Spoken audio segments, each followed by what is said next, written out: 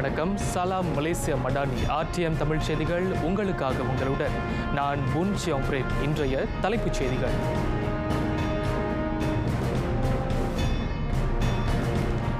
கசடார் உணவு பள்ளத்தாக்கு உருவாக்கம் உணவு உத்தரவாத சிக்கலுக்கு தீர்வாக அமையும்.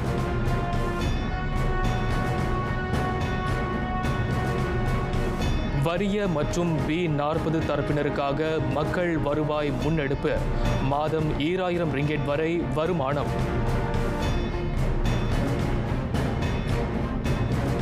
(2023) வரவு செலவு திட்டம் எல்லா கூறுகளையும் கொண்டிருப்பதாக பொதுமக்கள் வரவேற்பு.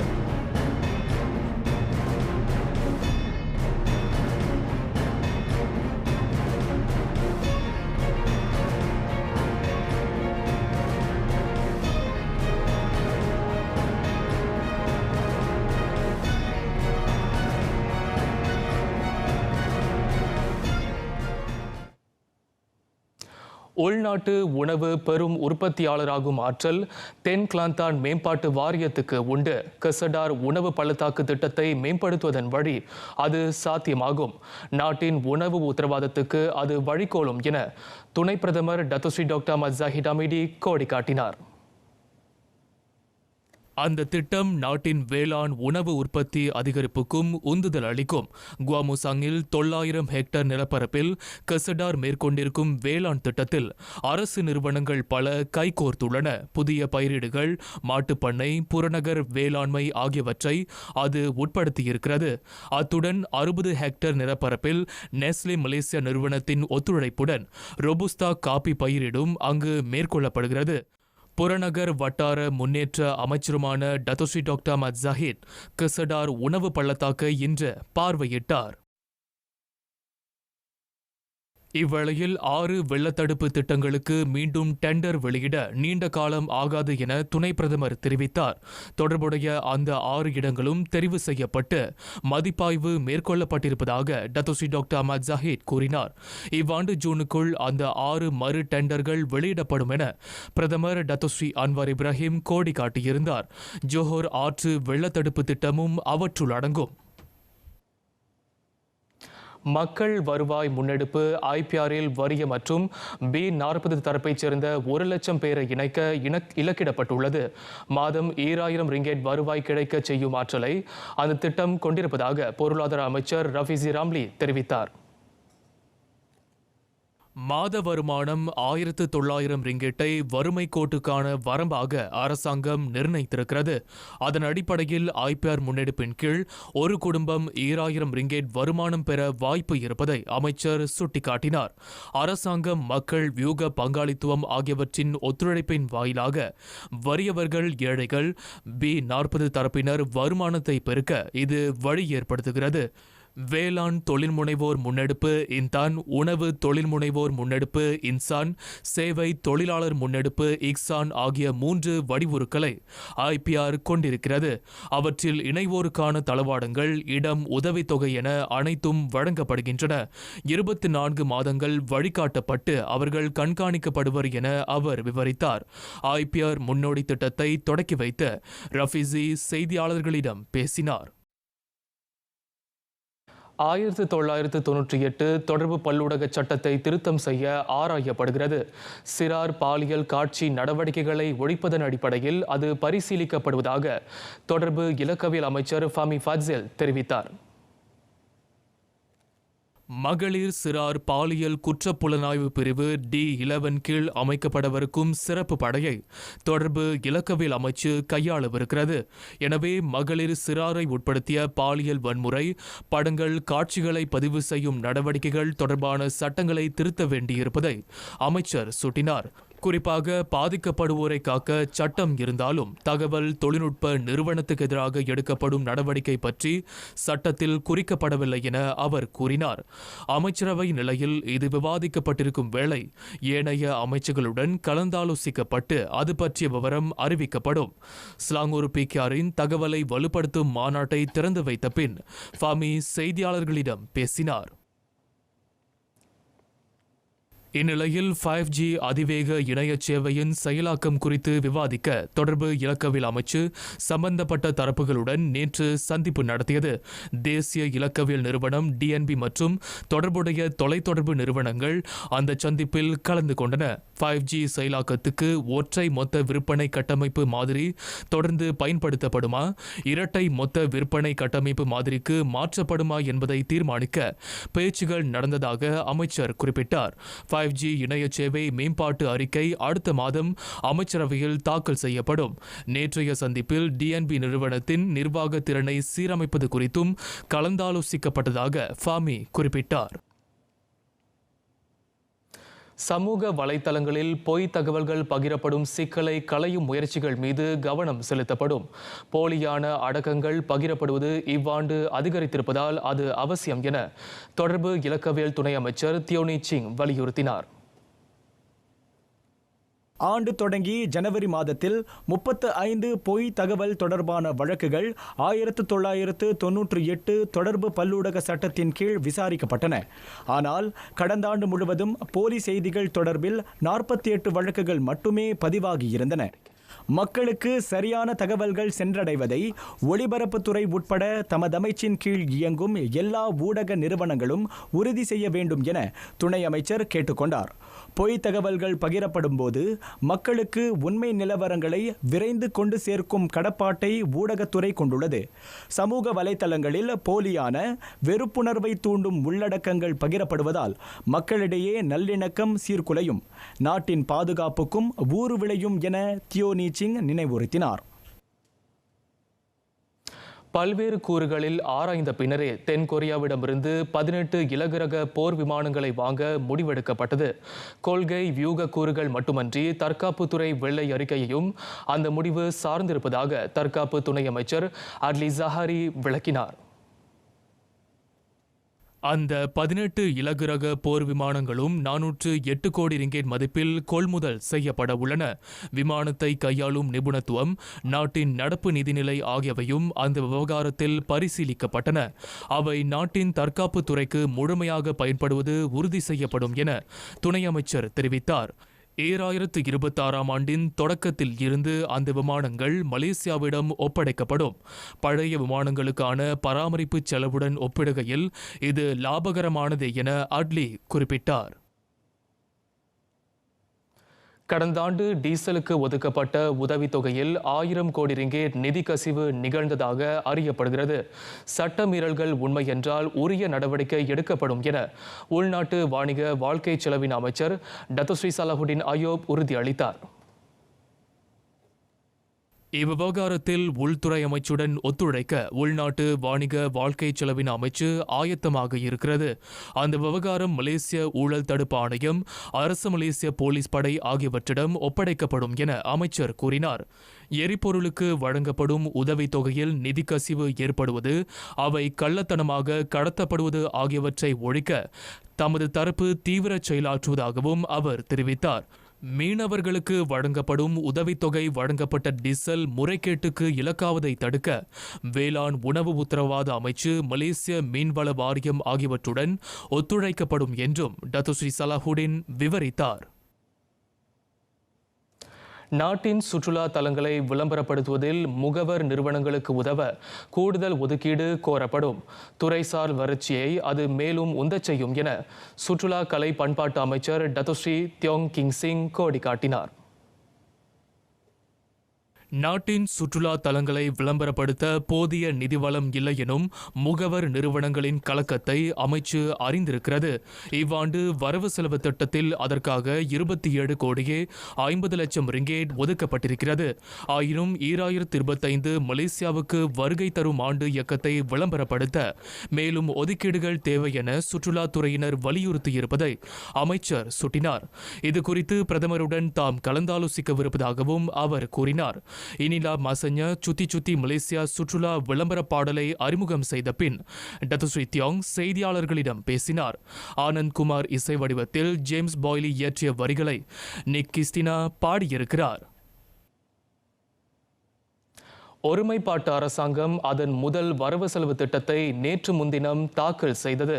38,810 கோடி ரிங்கேட் ஒதுக்கீட்டை கொண்டுள்ள அந்த திட்டம் முழுமையான பொருளாதார மீட்சியையும் மக்களின் சமூக நலனையும் அடிப்படையாக கொண்டு வரையப்பட்டுள்ளது. மக்கள் 2023 வரவு செலவு திட்டத்தை எவ்வாறு கருதுகின்றனர் பார்க்கலாம். நாட்டில் வறுமைக்கு முற்றுப்புள்ளி வைக்கவும் மக்களின் வாழ்க்கை செலவினத்தை குறைக்கவும் பல்வேறு திட்டங்கள் அறிவிக்கப்பட்டுள்ளன. வறியோருக்கு கருணை கொடை திட்டத்தையும் ஒருமைப்பாட்டு அரசு அறிமுகப்படுத்தியது. இலக்கிடப்பட்ட உதவி நிதி திட்டங்களை தொடர 64,000 கோடி ரிங்கேட் ஒதுக்கப்பட்டுள்ளதை பொதுமக்கள் வரவேற்றனர். இது ஒரு சிறப்பான ஒரு வரவு செலவு திட்டம் தான். ஏன்னா இன பாகுபாடு இல்லாமல் எல்லா இனத்துக்கும் போய் சேரணும் என்ற ஒரு கொள்கையோட ஒரு பொது நோக்கத்தோடு கொடுத்துருக்காங்க. வரவேற்க வேண்டிய ஒன்று தான் இது. மக்களை முன்ன வைத்து இங்கே உள்ள மக்களுக்கு எல்லாத்தையும் கிடைக்கணும், அவங்களோட சூழ்நிலை பொருளாதார சூழ்நிலையெல்லாம் கருத்தில் கொண்டு தான் செய்திருக்காங்க. பொதுவாக கல்விக்குன்னு சொல்லும்போது எல்லா பள்ளிக்கூடங்களுக்கும் கிடைக்கக்கூடிய வாய்ப்பு இருக்குது. பேங்க்ரப்சியை இது பண்ணியிருக்கிறது. அதாவது 50,000 வெள்ளிக்குள்ள கீழே உள்ளவங்களுக்கு ஆட்டோமேட்டிக்காக 1 மார்ச்லேருந்து எல்லாத்தையும் நீக்கிடுறாங்க அந்த இதிலிருந்து, பேங்க்ரப்சி லிஸ்ட்லேருந்து. அது ஏன்னா இளைஞர்கள் ரொம்ப பேர் தெரிஞ்சோ தெரியாமலையோ அந்த இதில் போய் சம்மந்தப்பட்டிருக்காங்க. அது ரொம்ப பயனடையும் மற்ற அவங்களோட வாழ்க்கையை தரத்தை உயர்த்துறதுக்கு. இல்லை, எனக்கு திருப்தியாக தான் இருக்குது. அவர் இவங்களுக்கு இந்த ஸ்கூலுக்கு அந்த மாதிரி எதுவுமே அவர் குறிப்பிட்டு சொல்லலை. பட் எல்லாத்துக்கும் அவர் பொதுவாக கொடுத்துருக்காரு. இது ஒரு நல்ல திட்டமாக தான் இருக்குது. இப்போ படிக்கிறவங்களுக்கு லைக் பிடிபிடிஎன் ரெடியூஸ் பண்ணியிருக்காங்க. ஸோ அதுவும் நினைக்கிறேன் நல்லா பயன்படுத்திக்கலாம். அப்புறம் கேடபிள்யூஎஸ்பி கூட அவர் அடிஷ்னலாக குறவாக இருக்கிறவங்களுக்கு அவர் காசு எக்ஸ்ட்ரா கொடுக்குறேன்னு சொல்லியிருக்காரு. ஸோ அதுவும் ஒரு நல்ல திட்டமாக தான் இருக்குது. சோஃபா எனக்கு எல்லாமே திருப்தியாக தான் இருக்குது. Very good. ஏன்னா நானும் சீனியர் சிட்டிசன், நானும் ரொம்ப ஃப்ரீ சர்வீஸ் தான் வரேன். So like free screening,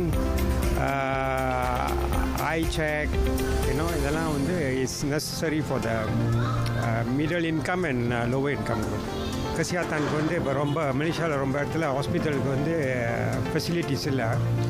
so it's very good. பட்ஜெட்டில் அலோகேஷன். வேலை இல்லாத பேரண்ட்ஸுங்க இருக்காங்களே, அவங்களாம் ரொம்ப கஷ்டப்படுறாங்க பிள்ளைங்க படிக்கிறதுக்கு, சாப்பாட்டுக்கெலாம். ஸோ இந்த மாதிரி படிக்கிறதுக்கு அவங்க இந்த மாதிரி கொடுத்தது அவங்களுக்கு எவ்வளோ ஒரு நல்ல, அதை நல்லபடியாக அவங்க பார்த்துக்கலாம். இந்த வாட்டி ரொம்ப நல்ல விஷயம் என்னன்னா ஸ்கூல்ஸில் ரொம்ப அப்கிரேட் பண்ணுறாங்க. ஏன்னா இந்த பாலடைஞ்சு போன ஸ்கூலில் இருக்குல்ல, அதெல்லாம் அப்கிரேட் பண்ணுறாங்க நான் கேள்விப்பட்டேன். ஸோ ரொம்ப சந்தோஷமாக இருக்குது. 50,000 கேஜெட்ஸ் கொடுக்குறாங்க. இப்போதைக்கு மிஞ்சிலாம் அப்பர் ஸ்டடீஸ் படிக்கணும் தான் கொடுப்பாங்க. இப்போ எல்லா ஸ்டூடெண்ட்ஸும் கொடுக்குறாங்க. ஸோ இந்த வாட்டி ஸ்டூடெண்ட்ஸுக்கு ரொம்ப முக்கியத்துவம் கொடுக்குறாங்க. குறு சிறு நடுத்தர தொழில் முனைவோரின் நலனை பேணுவதிலும் 2023 வரவு செலவு திட்டம் கவனம் செலுத்துகிறது. அவர்களுக்கான கடனுதவி திட்டங்கள் தொடரப்படும் என பிரதமர் அறிவித்திருந்தார். நாங்கள் ரொம்ப வரவேற்புக்கிறோமா. நல்ல மேம்பாடு திட்டங்கள், கடன் உதவி திட்டங்கள் இதெல்லாம் நிறைய எடுத்துகிட்டு வந்திருக்கிறாங்க. இந்த வருஷம் கொஞ்சம் நல்ல எங்களுக்கு என்னமோ சந்தோஷமாக இருக்குது. இந்த வருஷம் பார்ப்போம் எப்படின்னு. அதோட இந்த சிறு பிஸ்னஸ் செய்கிறவங்களுக்கெல்லாம் நல்ல லோனு அது இதுன்னு கொடுத்துருக்குறாங்க. அதனால் இந்த வரவு செலவு நாங்கள் வரவேற்கிறோம். அவர் இப்போ இந்த தடவை தமிழங்களுக்கு சிறு கடைங்கெல்லாம் கொடுத்துருக்கேன்னு சொல்கிறாரு. உதவி செய்கிறேன்றாரு. பண தொகையும் உதவி செய்கிறேன்னு இருக்காரு. கடைங்கெல்லாம் அவர் அப்ரூவ் பண்ணுறேன்னு இருக்காரு. அவர் செய்கிறதுலாம் ரொம்ப சந்தோஷமாக இருக்குது. எங்களுக்கெல்லாம் கேட்க ரொம்ப சந்தோஷமாக இருக்குது. நாட்டில் வாழும் ஒவ்வொரு தட்டு மக்களின் பொருளாதாரமும் மேம்பட வேண்டும் எனும் உன்னத நோக்கில் அரசாங்கம் 2023 வரவு செலவு திட்டத்தை அறிவித்துள்ளது. ஜோஹோர் பசேகுடாங் உலக பட்டம் விழா வட்டார பொருளாதாரத்தை உந்தச் செய்யும் ஆற்றலை கொண்டிருக்கிறது. மாநிலத்தின் சுற்றுலா ஈர்ப்பாக அது தொடர்ந்து வலுப்படுத்தப்படும் என ஜோஹோர் மந்திரி பசார் டத்தோ ஹாஃபிஸ் காசி உறுதியளித்தார். உலகின் பல பாகங்களிலிருந்தும் 3 லட்சத்துக்கும் மேற்பட்டோர் பசேர்குடாங் உலக பட்டம் விழாவில் கலந்து கொள்கின்றனர். எனவே அது உள்நாட்டு, குறிப்பாக ஜொஹூர் சுற்றுலாத்துறை வளர்ச்சிக்கு உந்துதல் அளிக்கும் என டத்தோ ஆன் ஹாஃபிஸ் நம்பிக்கை தெரிவித்தார். இவ்வேளையில் இந்த 25ஆம் ஆண்டு பட்டம் விழாவில் உள்நாட்டை சேர்ந்த 700 பேரும் அயல் நாடுகளை சேர்ந்த 109 பேரும் பட்டம் விடுவர் என மலேசிய பட்டம் விடுவோர் சங்க தலைவர் டத்தோ ஏ ரஹின் நின் தெரிவித்தார்.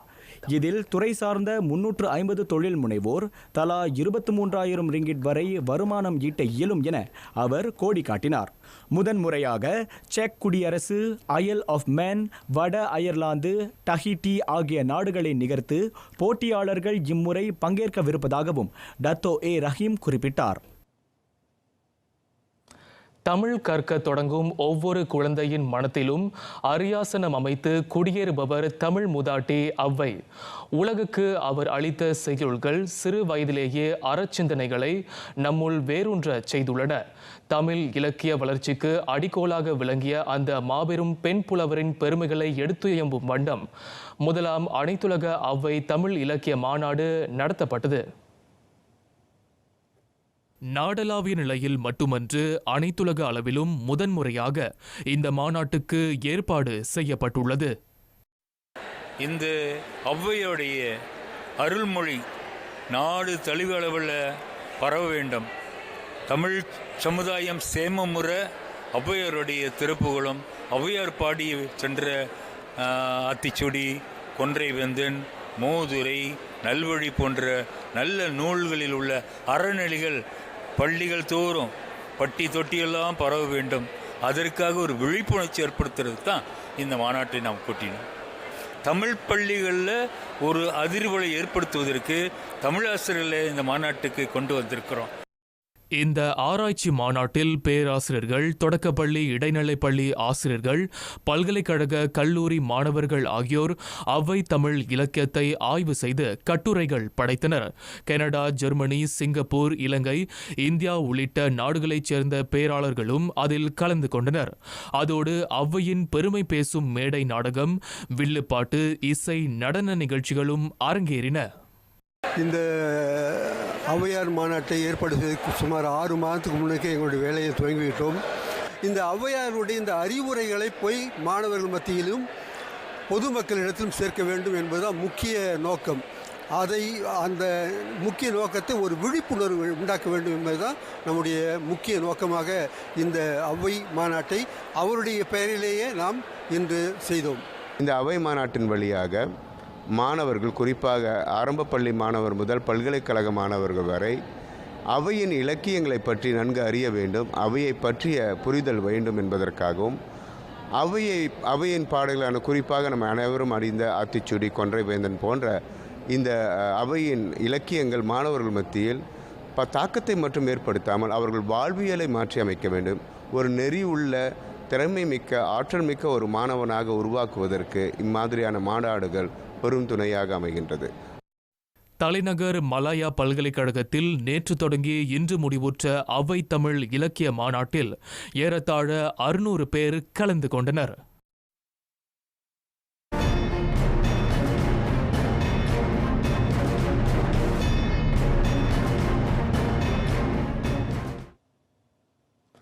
இந்தியாவில் கூடிய G20 நிதி அமைச்சர்கள் உலக பொருளாதாரம் மீதான கூட்டு அறிக்கையை வெளியிடுவதில் தோல்வியுற்றனர். யுக்ரைன் மீதான போர் விவகாரத்தில் ரஷ்யாவும் சீனாவும் எதிர்ப்பு தெரிவித்ததை அடுத்து கூட்டறிக்கை வெளியிடப்படாது என இந்திய நிதி அமைச்சர் நிர்மலா சீதாராமன் அறிவித்தார்.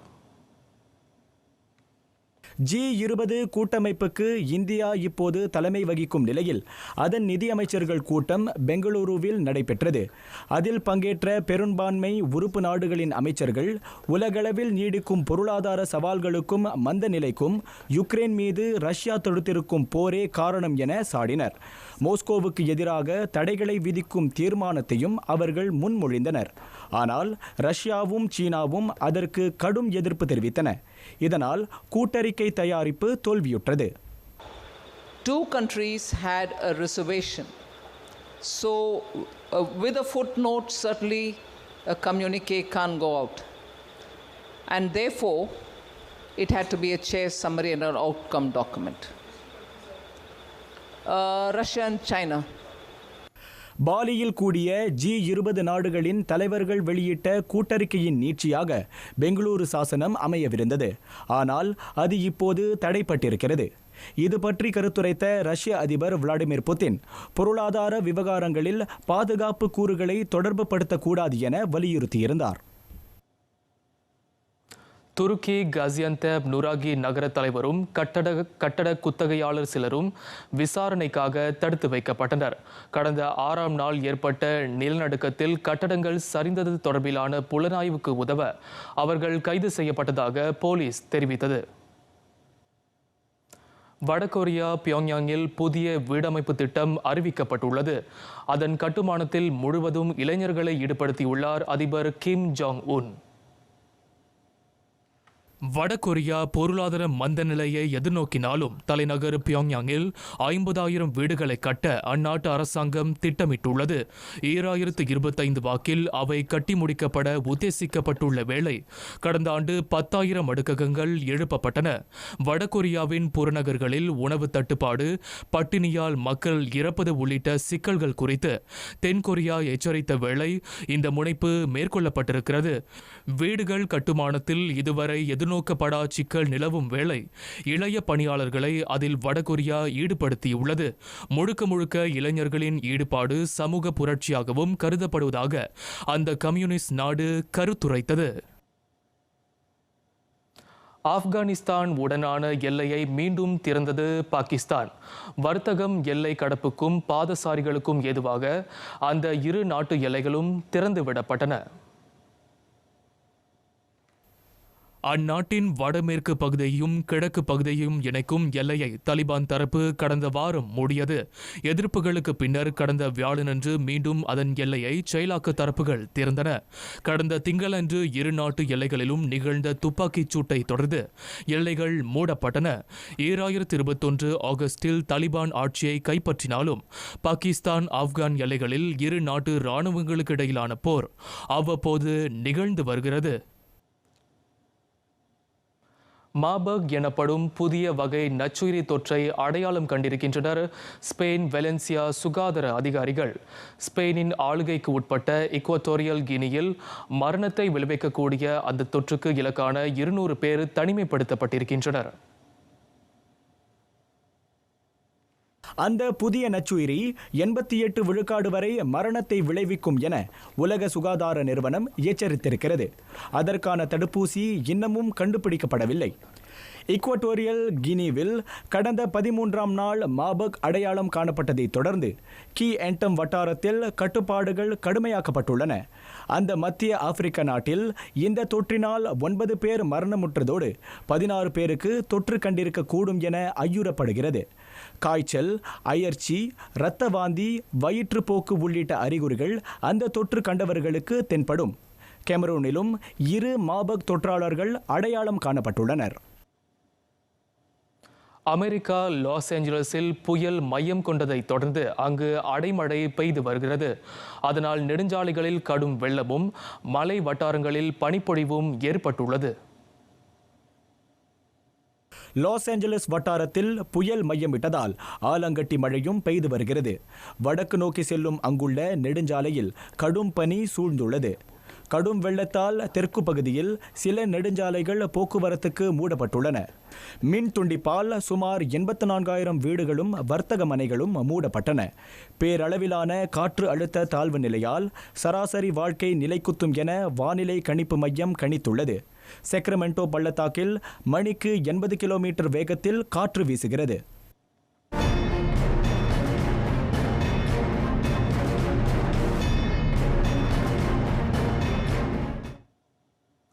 இந்தோனேசியா ஜகார்த்தாவில் நடைபெறும் UCI நாடுகள் கிண்ண போட்டி. அதில் அதிரடி படைத்தார் டத்தோ முகமது அசிசுல் ஹஸ்னி ஆவாங். சைக்கிளோட்ட பிரிவில் அந்த திரங்கானு மைந்தன் வெள்ளியை கைப்பற்றினார். 10.263 வினாடிகளில் பந்தயத்தை நிறைவு செய்த டத்தோ முகமது அசிசுல் ஹஸ்னி அதில் இரண்டாவதாக வந்தார். 10.239 வினாடிகளுடன் நெதர்லாந்தைச் சேர்ந்த ஹேரி லவ்ரேசன் முதல் இடத்தை தட்டிச் சென்றார்.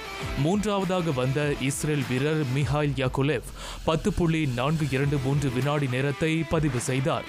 காயம் காரணமாக மற்றொரு தேசிய வீரர் முகமது ஷா ஃபிர்டவுஸ் சாரோம் போட்டியிலிருந்து பாதிலேயே வெளியேறினார்.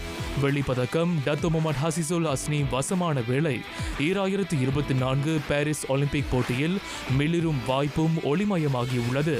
இருதய அறுவை சிகிச்சையை தொடர்ந்து நீண்ட ஓய்வு எடுத்துக்கொண்ட அவர் கடந்த ஆண்டு இறுதியில் மீண்டும் களம் திரும்பினார். இன்று நடைபெறும் இறுதி ஆட்டத்திலும் அந்த 35 வயது தேசிய வீரர் பங்கேற்கவிருக்கிறார். நாட்டின் நற்பெயரை மணக்கச் செய்துள்ளார் தர்ஷன் சுரேஷ்குமார். ஸ்லாங்கூரில் நடைபெற்ற 2023 ITF இளையோர் உலக டென்னிஸ் போட்டியில் அந்த 15 வயது இளம் வீரர் 2ஆம் நிலையை பிடித்தார். சீனாவின் ஃபன் மிங் மேங்கிடம் 6-3, 6-4 என தர்ஷன் வெற்றியை தவறவிட்டார். அந்த சீன விளையாட்டாளரை அவர் சந்திப்பது இதுவே முதல் முறை. இருப்பினும் தைவான், இந்தியா, சீனா போன்றவற்றின் உயர்தரம் வாய்ந்த வீரர்களுடன் தர்ஷன் களமிறங்கியிருப்பதாகவும் அவற்றில் சிறந்த அடைவு நிலையை பதிவு செய்திருப்பதாகவும் அவரின் தந்தை சுரேஷ்குமார் பெருமிதம் தெரிவித்தார். ITF இளையோர் உலக டென்னிஸ் போட்டியின் அரையிறுதிக்கு முன்னேறிய ஒரே மலேசியராகவும் அவர் வரலாறு படைத்திருக்கிறார். இந்த சிறு வயதிலும் டென்னிஸ் விளையாட்டில் சக்கை போடும் இந்த இளம் வீரர் அடுத்த மாதம் கூச்செங்கில் நடைபெறும் டென்னிஸ் போட்டியிலும் தடம் பதிக்கிறார். சூப்பர் லீக் காற்பந்தாட்டம் பின்னடைவிலிருந்து மெல்ல மீண்டு வருகிறது பினாங் FC. 10 ஆட்டக்காரர்களுடன் களமிறங்கிய போதிலும் கேல் சிட்டி 2 உடனான ஆட்டத்தில் மிளிர தவறவில்லை அந்த வடமாநில அணி. செராஸ் கோலலம்பூர் காற்பந்து அரங்கில் நடைபெற்ற அந்த ஆட்டம் தலா 2 கோல்களில் சமம் கண்டது. கேல் சிட்டிக்கான முதல் கோலை அதன் கேப்டன் பவுலோ ஹோசே 14ஆம் நிமிடத்தில் புகுத்தினார். 58வது நிமிடத்தில் 2ஆம் மஞ்சள் அட்டை வழங்கப்பட்டு பினாங்கின் தற்காப்பு ஆட்டக்காரர் நாமதேவன் திடலை விட்டு வெளியேற்றப்பட்டார். அந்த வாய்ப்பை சாதகமாக்கிக் கொண்ட தி சிட்டி பாய்ஸ் ஹோசே மூலம் மேலும் ஒரு கோலை பெற்றது. பினாங்கு அணி வெறுங்கையோடு திரும்பிவிடுமோ என்ற அச்சத்தின் ஊடே 73வது நிமிடத்தில் கோல் அடித்து அதன் மானத்தை காப்பாற்றினார் மொமாட் ஹாடின் அஸ்மான். இறுதி நிமிடத்தில் பிரேசில் தாக்குதல் வீரர் ஜியோவானி கோமெஸ் பினாங்குக்கு மேலும் ஒரு கோலை சேர்க்க ஆட்டம் சமநிலையில் முடிவுற்றது. இங்கிலீஷ் பிரீமியர் லீக் காற்பந்தாட்டம் லெய்செஸ்டர் சிட்டியை 0-1 என வென்றதன் வழி ஆர்சனல் தொடர்ந்து லீக் பட்டியலில் முன்னிலை வகிக்கிறது. கிங் பவர் அரங்கில் நடைபெற்ற அந்த ஆட்டத்தில் ஆர்சனல் ஒற்றை கோலில் வெற்றி பெற்றிருந்தாலும் தி கன்னர்ஸுக்கு அது பொருள் பொதிந்த வெற்றி என பயிற்றுனர் மிக்கல் ஆர்டெட்டா கருதுகிறார். இந்த ஆட்டத்துக்கு பின் 24 புள்ளிகளுடன் பட்டியலின் உச்சத்தை ஆர்சனல் தக்க வைத்துக் கொண்டது. இன்று அதிகாலை ஆட்டம் உபசரணை அணியை காட்டிலும் ஆர்சனல் வசமே இருந்தது. 46ஆம் நிமிடத்தில் ஆட்டத்தின் ஒற்றை கோலை கேப்ரியல் மார்டினெல்லி ஆர்சனல் வசமாக்கினார்.